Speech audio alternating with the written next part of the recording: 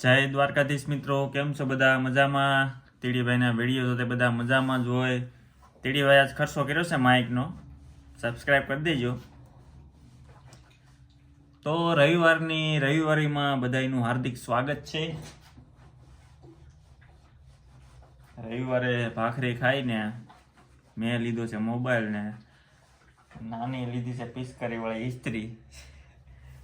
પિચકારી વાળી ઇસ્ત્રી કેવી હોય તમને બતાવો. મેં તો પહેલી વાર જોઈ. મને તો ખબર ન, ગામડાનો માણા ભાઈ, ગરીબ માણા, ઘર ભેગું થાને ભાઈ. મને ખબર હોય ને ઇસ્ત્રી કેવી આવે.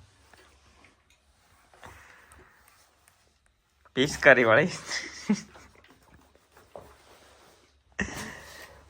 આનાથી વળી રમાય, ખબર નહોતી પેલા મને તો આમાં પાણી આવે, આવી સિસ્ટમ આવે. પલાળ છે ઈની, આ બે બધુંથી પાણી આવે આમાં. આ મજા આવી.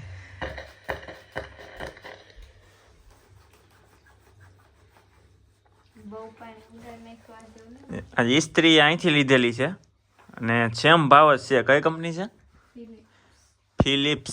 ફિલિપ્સ કંપનીની છે. ઇન્ડિયાથી પેલા લાવતા હતા ને, વજન વધી ગયો હતો, 2-2.5 કિલો કાઢી નાખી. અહીંયા આવીને 18 યુરોની, ઇન્ડિયામાં 1800 મળી હતી, અહીંયા 18 યુરોની સેમ કંપની, એટલે 100 રૂપિયા સસ્તી મળી છે.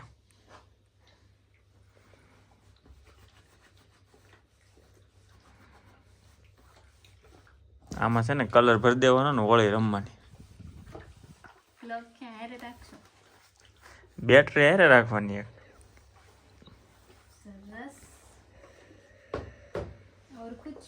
સરસ છે. બીજું જાણવાનું છે તારે ક્લાસનો અનુભવ કેવો રહ્યો છે. 235 યુરો ભેગા છે અને B1.2 પૂરું થવા આવ્યું છે. ખબર ન પડી 100 કલાક કેમ પૂરી થાય ખબર ન પડે. અઠવાડિયામાં 2-3-4 દિવસ જવાનું, 4 દિવસ. ક્લાસનો અનુભવ જોઈને મજા આવશે. આ તમને એમ ના જ ભણવા વહી જવું છે. કેવો રહ્યો અનુભવ નાની? માયક તને આપવું પડશે એવું લાગે છે. અઠવાડિયામાં 4 દિવસ જવાનું. પાયે લાવું કેમ?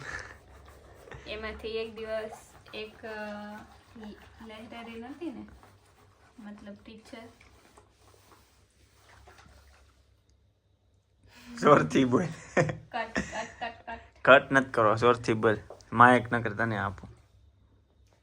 અમારા 2 મેડમ હોય, એક સોમવારે અને ગુરુવારે આવે, અને એક મંગળવાર અને બુધવારે આવે. તો એક દિવસ એકને તાવ આવી ગયો, તો એક દિવસ રજા હતી. એક દિવસ એક ફરવા ગયા હતા એટલે રજા હતી. 2 દિવસ રજા હતી 100 કલાકમાં.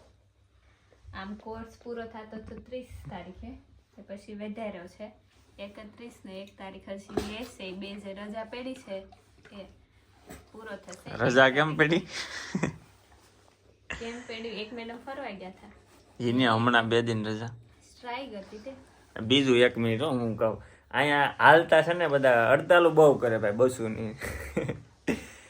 હવે હમણાંથી તો આ ઇન્ડિયાથી આવ્યા પછી તો લગભગ 3-4 વાર હડતાલ છે. અહીંયા બહુ હડતાલો કરે બસવાળા, પગાર વધારો એમ.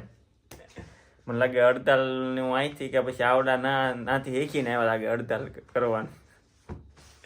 એટલે બસું બધું બંધ થઈ જાય અને પછી કોલેજમાંથી ઈમેલ આવી જાય, ભાઈ આજે ઓનલાઈન લેક્ચર છે, ટ્રેન ને એવું શરૂ હોય. આની પહેલાં 3 દિવસની હતી, હજી 15 દિન જ ગયા, ત્યાં પાછી 2 દિનની હતી, પૂરી થઈ ગઈ છે. એટલે કોલેજો છે ને પછી ઓનલાઈન થઈ જાય. બાકી તો આ બધા જર્મન લેંગ્વેજ ક્લાસ શીખવાના, ને એક જ છોકરી આવવાની હતી ને, કાં તારા? 3 છોકરીઓ જવાની હતી શીખવા. મેડમ નજીકમાં રહેતા હશે કે હું તો આવી. બાકી યુનિવર્સિટી તો બંધ જ રહી, ઓનલાઈન લેક્ચર આપી હતી. હડતાલું બહુ કરે ભાઈ બસુવાળા, હાલતા ને ચાલતા. પગાર વધારો, કેટલોક પગાર વધારો. બીજું ક્લાસમાં બધા કઈ કન્ટ્રીના છે? 2 યુક્રેન, 2 જ્યુરિશ.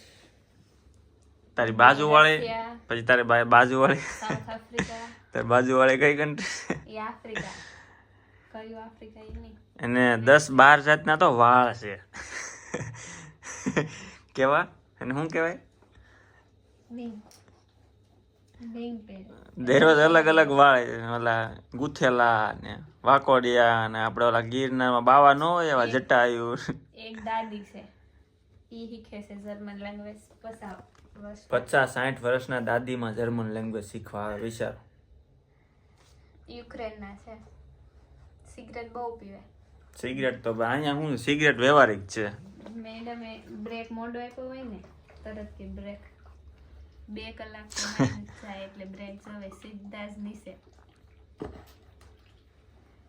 બીજું ક્લાસમાં અહીંયા અંદર ખાતા પીતા હોય ઈ તો કે નવીન હું લાગ્યું.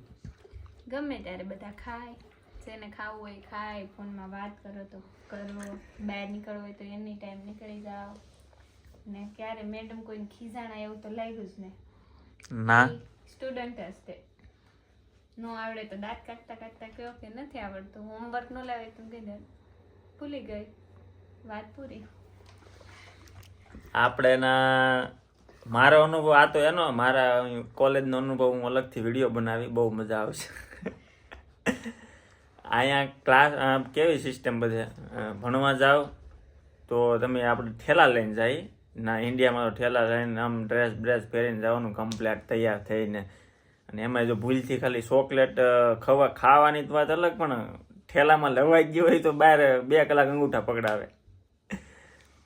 પછી બેગ લઈને વ્યવસ્થિત બેગ ડ્રેસ બધું આમ ટાઈ બાય બાંધીને એમ જવાનું અને અહીંયા તમે મન ફાવે એવા કપડાં પહેરો ઠેલો લઈ જાઓ ન લઈ જાઓ પર્સ લઈને જાઓ મોજ મસ્તી જલસા કરો એકદમ કોઈ કાંઈ કહે જ નહીં લેસન લાવો ન લાવો અને ખાઓ પીવો ભાઈ કોક તો કોલા પીતું હોય કોક બર્ગર ખાતું હોય ને આમાં તો કોક મેગી ખાતું હોય ને ઓલી તૈયાર મેગી આવે ને ગરમ પાણી નાખી દેવાનું એવી એટલે ખાઓ પીવો મોજ કરો ક્લાસમાં ગમે ત્યારે પૂછ્યા વગેરે વયા જાઓ ફોનમાં વાતું કરો ઘૂમોડો એટલે આમ ભણાવતા હોય ત્યારે વાતું ન કરે બહાર વયા જાય પણ ટૂંકમાં ફ્રેન્ડલી બધા ના કોઈ ખીજાય કે હોય નહીં ભાઈ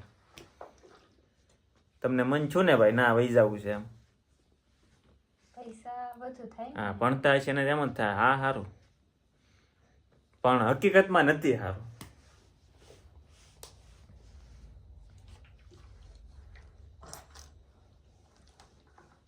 અને શીખવાડતા હોય તો એમ લાગે હા મારો ભાઈબંધ શીખવાડે છે એમ એટલે એક ડર ન હોય કાંઈ એમ ક્લાસમાં બીક રાખવાની જ નહીં હોય નો જ હોય ને. આવું છે ક્લાસનો અનુભવ નાનીનો. મારો તો હું અલગથી આખો વિડીયો બનાવી બહુ મજા આવશે કે કોલેજનો પહેલો દિવસ કેવો રહ્યો. બાકી પિચકારીવાળી ઇસ્ત્રી એટલે પિચકારીવાળી ઇસ્ત્રી કાંઈ ઘટે નહીં. બસ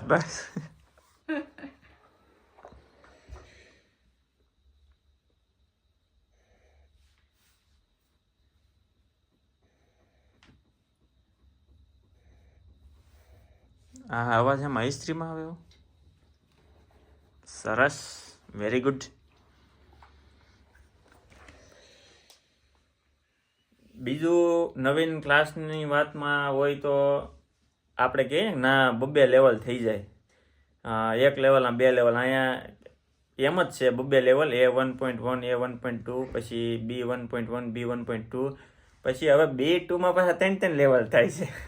નવીન તો એ જાણવા મળ્યું છે B1.0 B1.1 B1.2 પછી A1 એવા 3 એટલે પછી પાછું B2માં 6 લેવલ ટોટલ. અને એ કેમ થાય છે નાનીને પૂછું. B1.0 એટલે હોય કે જેની પાસે B1 નું રિઝલ્ટ ન હોય ને જેને B2 માં બેસવું હોય ને એને B2.0 માં બેસવાનું અને જેની પાસે રિઝલ્ટ હોય B1 નું એને ડાયરેક્ટ B2.1 માં એડમિશન મળે.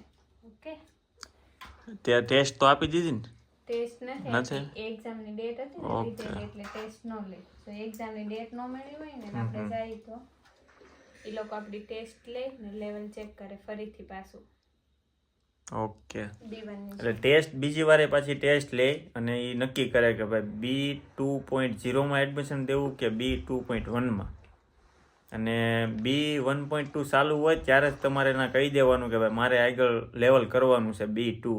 એટલે આને તો એક્ઝામની ડેટ લઈ લીધી છે એટલે હવે એને ટેસ્ટ નહોતી લીધી, કેમ જો એક્ઝામની ડેટ ન લીધી હોત તો એ ટેસ્ટ લઈ લે જ ને એને કહી દે કે ભાઈ તમારે કયા લેવલમાં બેસવાનું છે. કેમ કે પછી આગળ જેમ લેવલ જાય એમ વારો નથી આવતો. શીખવાવાળા વધી ગયા છે. આ તમને કેમ કે 50-60 વર્ષના દાદીમાં શીખે છે. B2 ચાલુ થાય છે જૂન જુલાઈમાં. અને જૂન જુલાઈથી તો છે ને વચ્ચે કઈ જગ્યા જ નથી. એટલે અત્યારથી રજીસ્ટ્રેશન કરાવવાનું. એટલે આ રીતે બધા અહીંયા લેવલ નક્કી થતા હોય. એટલે આના 3 કીધા તો મને એમ થાય કે C1માં કેટલા 4 હશે ને, માઇનસથી શરૂ થતું હોય છે ને. અને પર લેવલે 235 યુરો અને એક્ઝામની ફી છે 117 યુરો. બધા ઓલામાં ઈ જ હશે ને. અલગ અલગ હોય. જોઈએ હવે આમાં B1.2 માં 117 છે, VSS માં છે અને બાકી ગોઈથે વાળાની અલગ અલગ હશે, થોડીક માઇનર એમ તો હોય ફેરફાર.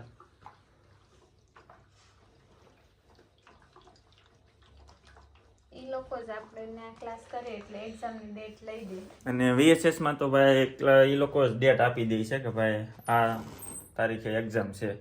100 કલાક પૂરી થતા કઈ વાર જ નથી લાગતી.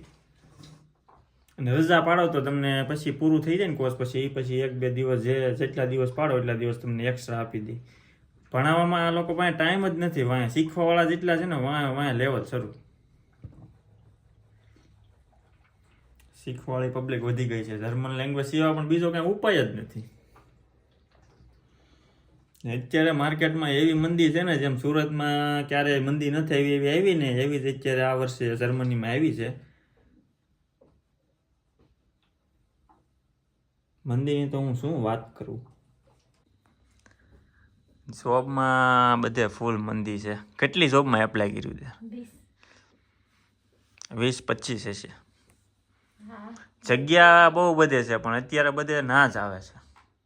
એટલે હાઉસ બિલ્ડિંગ સિવાય કાંઈ ઉપાય જ નથી અત્યારે. હાઉસ બિલ્ડિંગ એ આપણી જોબ મળી જાય. ટેન્શન નહીં લે ને, શીખવાનું જર્મન ને બેઠું બેઠું ખાવાનું. B1 તો હમણાં પૂરું, B2 હવે જુલાઈમાં છે. કાંઈ વાંધો નહીં, હજી ટાઈમ છે ને હાઉસ બિલ્ડિંગમાં એડમિશન નકર આવતા વર્ષે. ક્યારે હોય એડમિશન? હજી મે જૂન સુધી તો બધા એપ્લાય કરે છે ને, ઓગસ્ટમાં સ્કૂલ શરૂ થાય.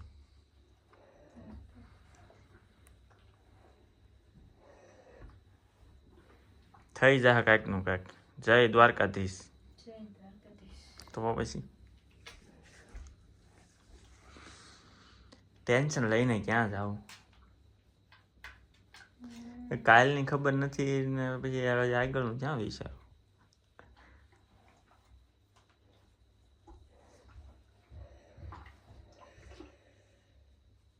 Nothing is impossible in this world.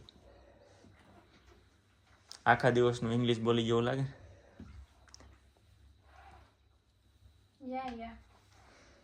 અમારા 100 થી તારું B1 આવીને થઈ જાય કમ્પ્લેટ. પાસ રિઝલ્ટ પૂરું તો થઈ જ જતું, પાસ નું રિઝલ્ટ આવી ગયું તો પછી મારા મોટિવેશન થી છોકરા ક્યાં ને ક્યાં પહોંચી ગયા ખબર છે. ઘરની બહાર નીકળે ત્યાં જ આગળ વધે ને.